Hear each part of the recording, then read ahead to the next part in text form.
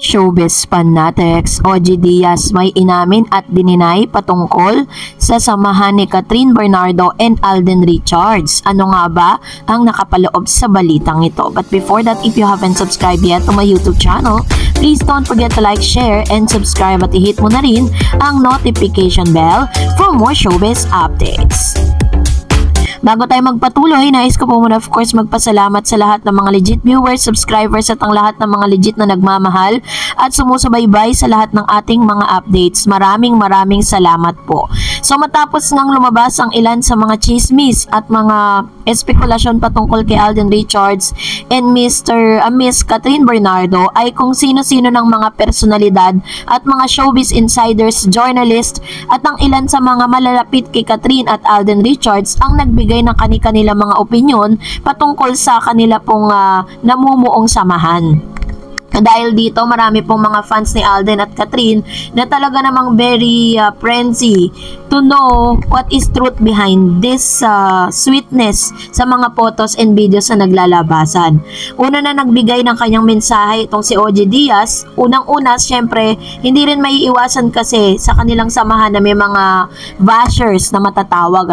May mensahe si OG Diaz sa mga diehard fan ng Aldab na hindi matanggap ang closeness ngayon ni na Alden Richards at Catherine Bernardo. Naniniwala pa rin kasi ang ilang fans na kasal at mayroong anak sina Alden at May Mendoza kahit pareho ng pinabulaanan ng dalawa ang issue.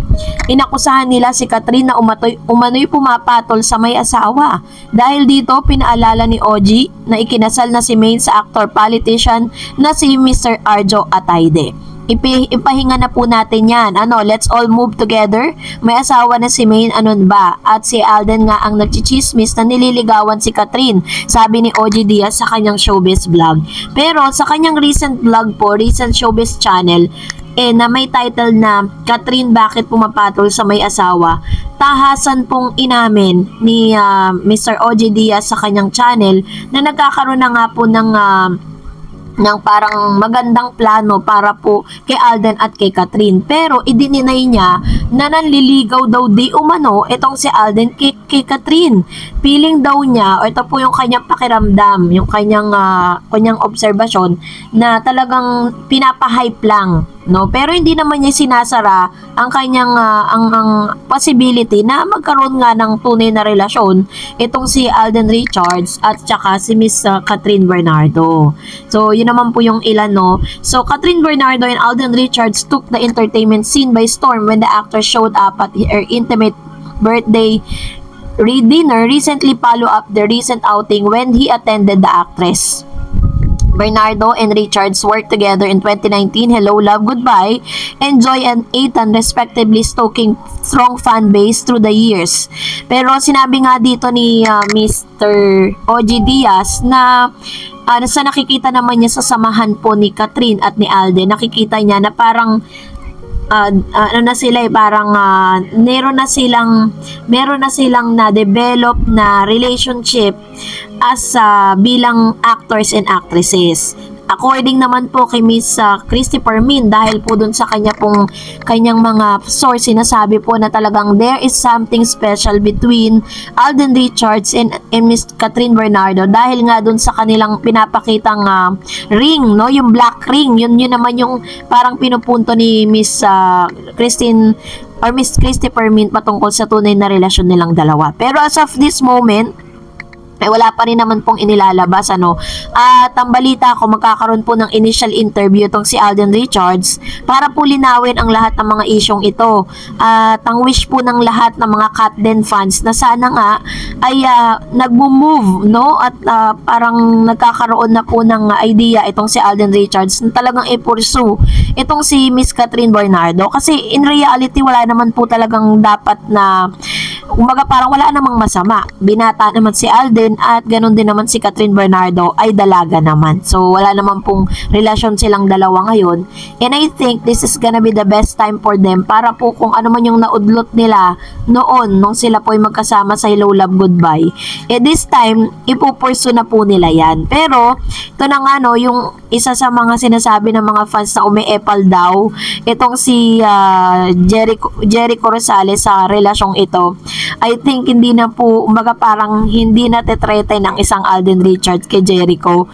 Kasi feeling ko lang ginagawa lang po talaga ng issue to dahil nga itong si Jericho at si Miss Catherine ay gagawa din ng sarili nilang proyekto na isa sa mga talagang inapangarap ni Mr. Jericho Rosales.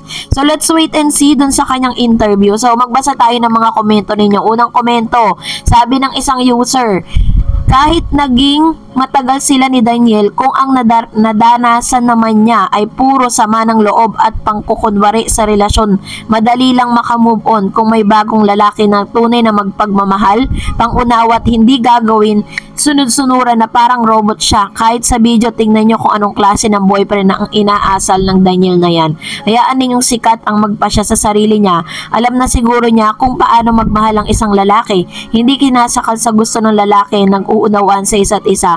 Hindi yung sarili lang niya. Sige nga, ayan. So ito naman po yung kanyang kanyang point of view. Pero para sa akin kung talagang sinasakal ni Daniel Padilla itong si Catherine Bernardo nung sila po ay magkarelasyon, hindi naman sila tatagal ng ganun katagal. Syempre, 'di ba, parang kapag ikaw, sa bagay, ang understanding ko naman, pag talagang mahal mo kasi ang isang tao, parang bulag ka sa mga, sa mga hindi magagandang nangyayari, diba? Parang puro pag-ibig lang yung nakikita mo. Sabi naman ni Ma'am Leticia Legaspi, Miss Vlogger, true na ba yan? Baka bibilig na naman. Binibilog na naman ang ulo ng fans. Binibigyan ng kahulugan yung ginagawa ni Alden. Lahat ng katambal, ganyan yung ginagawa. 22 years na magjowa si Kat at Daniel. Kalimutan na ba agad si Daniel?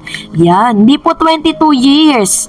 11 years po. Sabi ni Flor de Lisa Fortaleza, naku, edited yan. Lahat. Just for HLG, dalawa nila na movie. Ayan. So, may katuwiran siya. Maaaring ito po ay isang marketing strategy para paingayin ang pangalan ni Catherine at ni Alden. Pero sa mga nakikita natin, hindi nagsisinungaling ang mga ebidensya at resibo. Sabi po ni Carmela Imperial, give Catherine time to heal. 12 years of relationship with her ex, not a joke. Let her enjoy being single for a while. Sana maging sensitive si Alden sa healing process ni Catherine. Masyado siyang physical and clingy kay Catherine, not being sensitive and gentleman. Ganyan din ginawa niya kay Maine at Julian. Nagparamdam tapos biglang bitaw heist. Okay. Di naman po natin masisisi ang ilang mga fan na magkaroon po sila ng trust issue with Mr. Alden Richards. There are times na parang yung mga girls na parang pinaasa lang ni Alden. But this time, let's wait and see. Huwag mo natin silang bigyan ng judgment. Sabi naman ni I Love Mahal, cut din, heart. Sabi ni Lolita Boniao, Miss Darreds, tanungin mo si Catherine, alam niya na si Alden ay may asawa at may 3 anak, aldab pa rin hanggang dulo. So, kayo na po ang humusga. And that's it for today. For more videos and updates, please don't forget to like and subscribe. And please don't forget to follow my Facebook page, Darreds TV. God bless everyone.